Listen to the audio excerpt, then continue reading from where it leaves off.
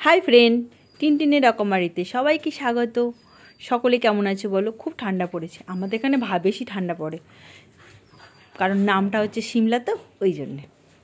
যাকে ওসব কথা ছাড়ো। আচ্ছা, 10 করে নিয়েছি, 10 সেমি। ওকে, 10 সেমি করে কাটিং করেছি, কারণ এই যে শাড়িটার ওপর আমি এটা করবো, এই শাড়িটা আমি প্রায় ধরো 12 বছর আগে কিনেছিলাম। শাড়ি হিসেবে কিনিনি, কিনেছিলাম চুড়িদার বানাবো বলে।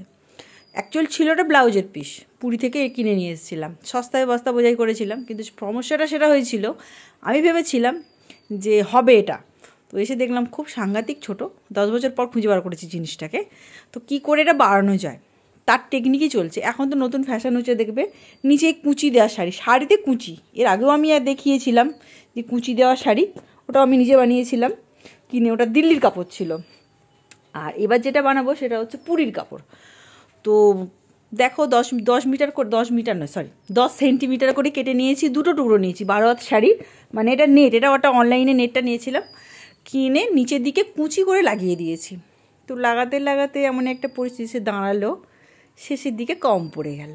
তো কী করব, তার জন্যে কুচিটা আবার খানিকটা খুললাম, কারণ নিচের দিকে যেটা থাকবে, মানে কোলাচলের কাছে যে পোর্শনটা থাকবে, আমার মনে হয় সেখানে কুচি না দিলেও চলে। কারণ যেভাবে কুচিটা সেলাই হচ্ছে, মানে দেখুন এভাবে আমি কুচিটা করেছি, দেখাচ্ছি আমি কীভাবে করলে সুবিধা হয় তাড়াতাড়ি।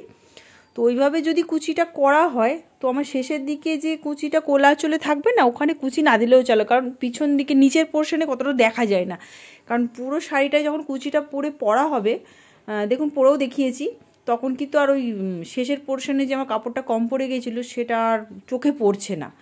তো তার জন্যে কুচিটা প্রথমে একবার স্টিচ করে সোজাভাবে স্টিচ করে নিলাম।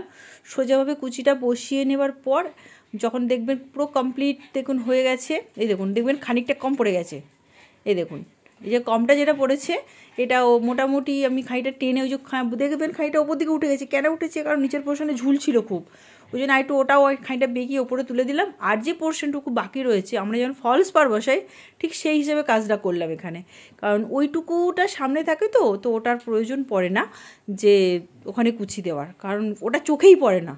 তো তাই জন্যে যেহেতু কম পড়ে গেছে বলে আমি আর ওটা খাটলাম না, না খেটেই মোটামুটি দেখুন রেডি হয়ে গেছে জিনিসটা। এইভাবে পড়েছে জিনিসটা দেখতে। পরে আমি এটাকে শাড়িটা পরে দেখাবো কেমন লাগছে। তো আজকে দেখুন কেমন লাগছে, এই মোটামুটি কাজটা কমপ্লিট হয়ে গেছে আমার।